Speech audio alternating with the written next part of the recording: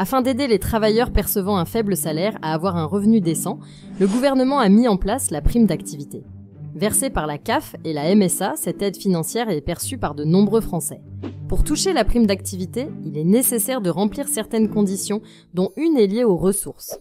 La prime d'activité a pour objet d'inciter les travailleurs aux ressources modestes, à exercer ou reprendre une activité professionnelle et à soutenir leur pouvoir d'achat. Il faut avoir plus de 18 ans pour prétendre à cette aide sociale, explique le service public sur son site internet. En plus d'être majeur, d'autres critères doivent être remplis pour pouvoir accéder à la prime d'activité.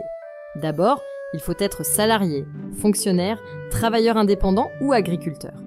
Pour les étudiants et les apprentis, il est également possible de toucher la prime d'activité, mais à condition de respecter une limite de revenus. S'agissant des conditions liées à la résidence, chaque prétendant à la prime d'activité doit résider en France de façon stable et effective. Enfin, pour ce qui est du plafond de ressources à ne pas dépasser pour pouvoir toucher la prime d'activité, celui-ci dépend de plusieurs paramètres, tels que la composition du foyer et l'ensemble des ressources de celui-ci. Pour une personne seule, sans enfant, sans allocation logement et ne percevant qu'un salaire, le plafond à ne pas dépasser est d'environ 1 905 €. Dans le cas d'un travailleur indépendant, la prime d'activité est calculée en tenant compte des bénéfices industriels et commerciaux ou non commerciaux déclarés pour la dernière année fiscale. En général, les ressources prises en compte pour déterminer si un travailleur est éligible à la prime d'activité ou non sont nombreuses. Les pensions alimentaires, les prestations et aides sociales ainsi que tous les autres revenus soumis à l'impôt sur le revenu sont ainsi concernés.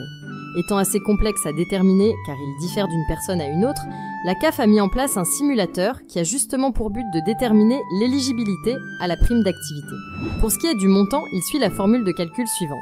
Montant de la prime d'activité, montant forfaitaire qui dépend de la composition du foyer, plus 61% des revenus professionnels, plus bonification individuelle, moins les ressources du foyer, plus forfait logement. Si la vidéo d'aujourd'hui vous a plu, n'oubliez pas de vous abonner pour ne pas manquer nos prochaines vidéos.